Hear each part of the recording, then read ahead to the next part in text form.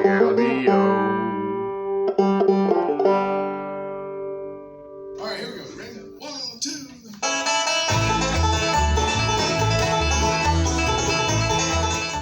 So finally the day has come.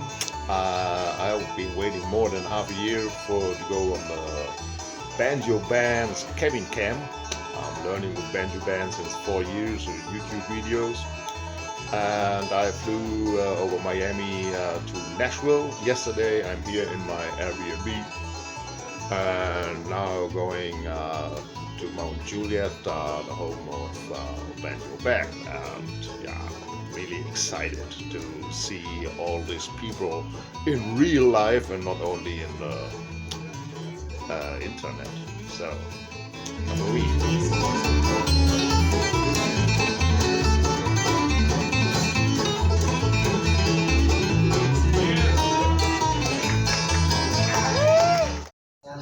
Beginning of the year, some of y'all noticed that Adam Ash is not here. Adam decided he wanted to get a real job, and so he took a job back home closer where he lived. He was having to drive quite a ways to work at the general store, and we sure miss him. But we need someone to take his place. We found the perfect guy. We got Daryl here, and Daryl was working in the store one day, and Alan came in because Alan's living in Springfield, Missouri now. And Daryl just starts telling him banjo jokes, banjo player jokes, not knowing who Alan was. And then Daryl decides to, he was telling the good ones too, yeah. And then I think Jake, my store manager, perceived that Daryl had no idea who this future Hall of Fame banjo player was in front of him. And he says, "Hey Daryl, why don't you sing a song, an old Jimmy Martin song? You Don't Know My Mind." And Daryl sat there and played it, and then they broke the news to him that Alan played for Jimmy Martin. Daryl, your face turned a bit red. But you know what, that's okay, because I'm sure you picked and sang the fire out of it. We're going to do that one again. I thought it'd be cool. You know, Alan did play for Jimmy Martin. He's done much more than that, of course, but had a good stint with Jimmy, and this is one that Jimmy made famous, and Daryl sings the fire out of it, and we're going to pick it for you.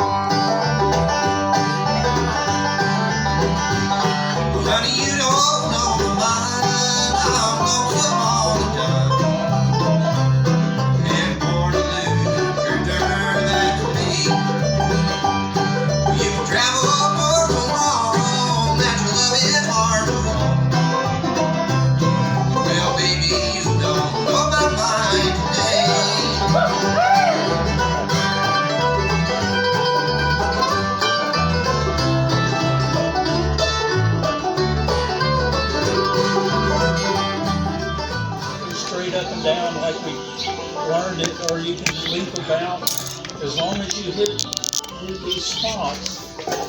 Which I would joke about that, but I'll tell that later. Hit these spots, you'll be okay.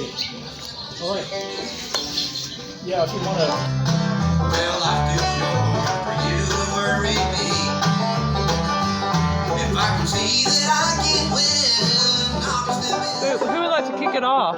Just real slow, like.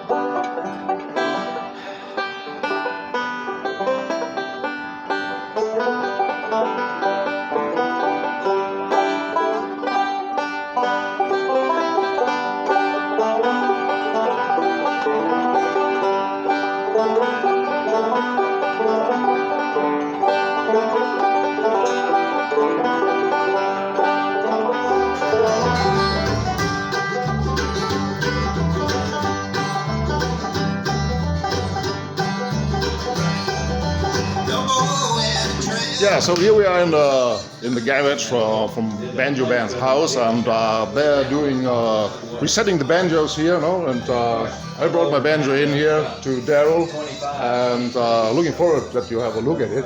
Yeah, we can take a look at it. Yeah. Let's get it open here. Oh, the top is Wi-Fi. Yeah, okay. I don't have a pre-war banjo, but I have a pre-war case. Oh, okay. Yes, you were lots of money. Yeah. Well, thanks for bringing it in. We'll take a look at it. Okay, yeah, thank you. Alan.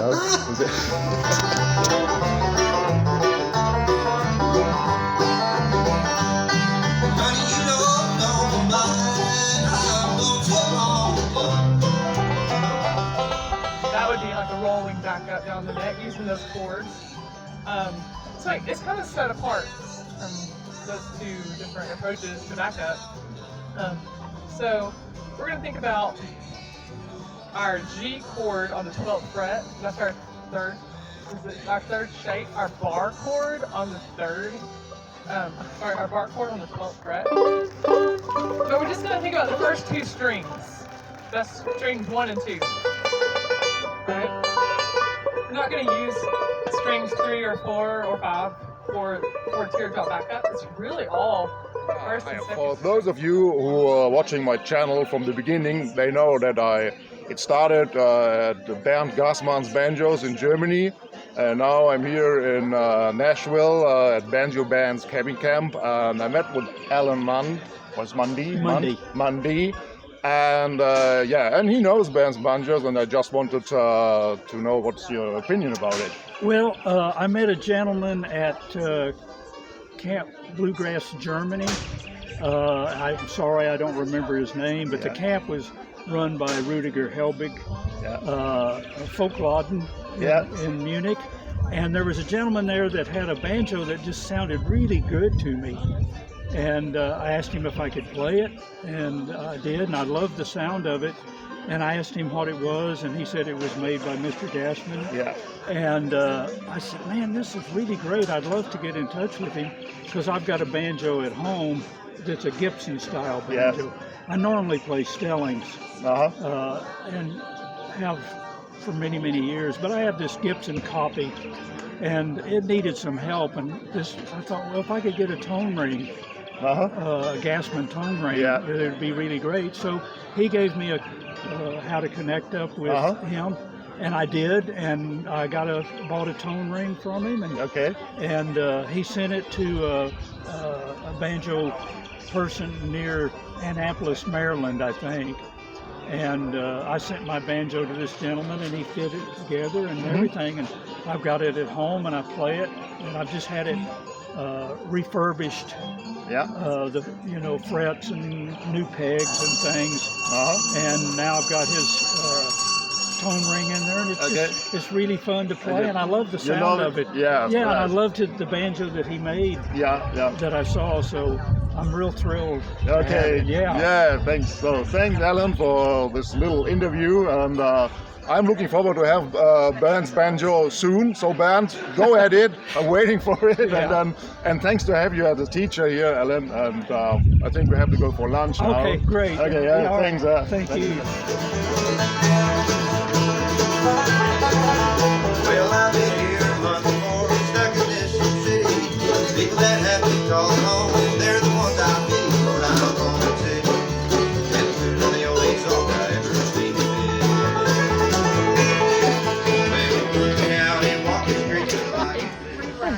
So here we are. So yesterday, walking around Banjo Band's backyard, I stepped into Greg, who actually is from Jacksonville, where my boat had been all the time. And he kindly asked me if I want to try his banjo, and I said, sure, I do. I didn't know what banjo it is, so maybe you explain what banjo is. Sure, I'll be glad to explain it. This is a 1932 Gibson pre-war master tone, and this banjo right here was the banjo that Russ Carson played in the Ricky Skaggs concert a few months back. And I got to know Russ Carson through the banjo camp here, and he fell in love with my banjo and really liked it, liked the sound of it, wants to buy it, and I won't sell it to him, but he did want to play it in the Ricky Skaggs concert. So this is a banjo that Russ has played quite a bit, and has also been played in the Ricky Skaggs concert. Okay, so I repeat it. I'm pretty nervous to play it, but I try it, man. Ooh. Makes me nervous.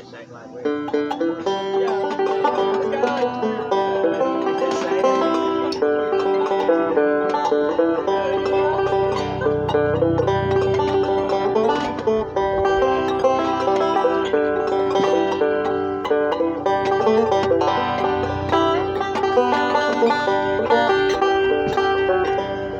Good job.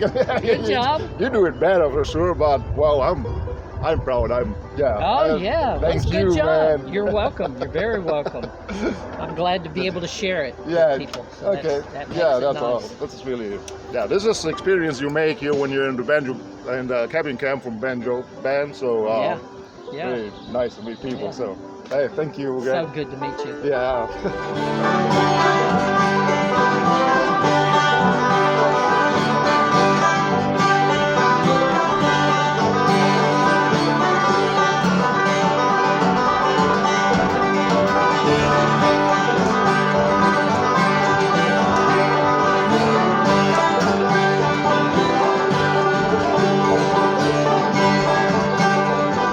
Surrounded by the banjo, all things banjo, and absolutely love this instrument.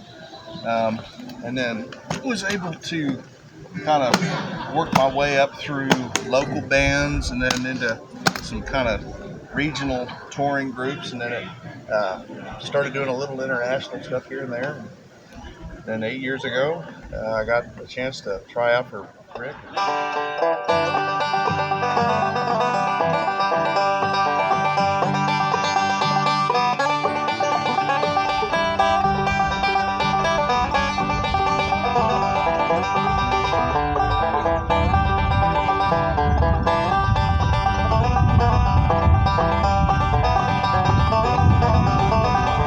Before he was gone. So somebody at Gibson, maybe Ted McHugh, came up with the idea of replacing those 100 parts with one cast brass.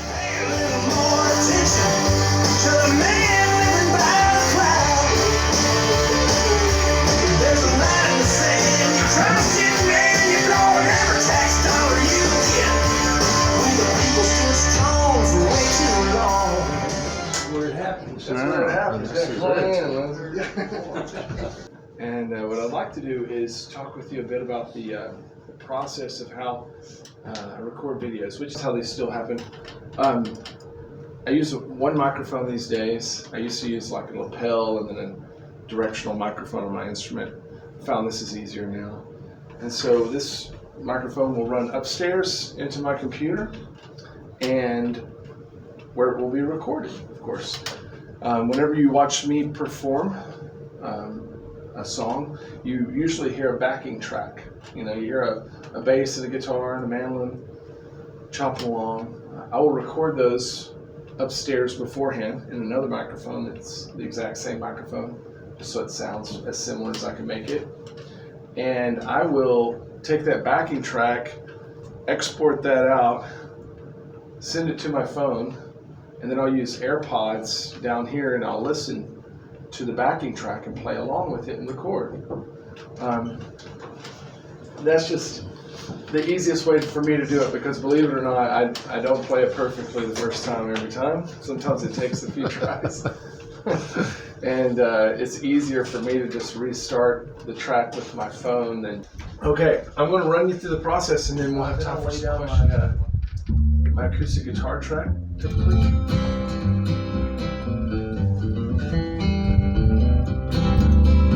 Then I'll lay down a mandolin shot. If I have a guitar solo. And then band it up.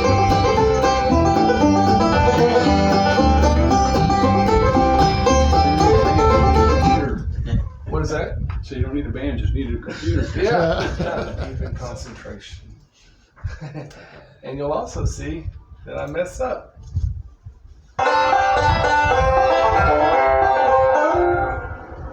So I'm going from my phone to re-swipe it, to try it again.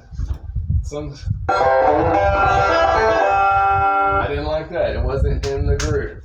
But if I look here, you can see it was 1, 2, 3, 4, 5, 6. Oh, I almost had it on that one. 6, 7, 8. The 8th time, I got it. Anyway, that's it.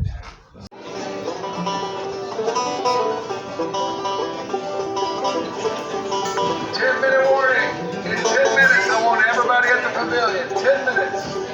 A lot of you I know had never even played with another picker before, much less played on the stage. I've just had a ball getting to know them. They've gotten so much better. Much music has been made. Much laughter has been had. And these camps really just recharge me. I'll talk a little bit more about that later on. But what you're going to hear tonight is a random bands that we put together, 6 different bands. I surprised them with it just 1 hour before supper. And I said, you've got to go prepare one song to play, you got to pick a band name, and you got to pull it off. We're going to supply you a house band. We're going to supply a bass, a guitar, and a mandolin to help you. All right, so this next group, I think they took the entertainment value portion very seriously. We'll see. I'll let the judges be the judge. No, sir, we don't think that. Okay. I saw them warming up a little while ago, so I know a little bit about what you're in for. They come from a very diverse group of places, as far away as Utah, as close as Limestone, Tennessee, actually as far away as Germany. One of the members of this group came here, he says, on a boat. I didn't think he swam across, but he came on a boat, and he is on a big tour of the U.S., and part of his stops, one of his stops included this. So, ladies and gentlemen, let's bring them on, the Boggy Bottom Boys. Let's hear it for them.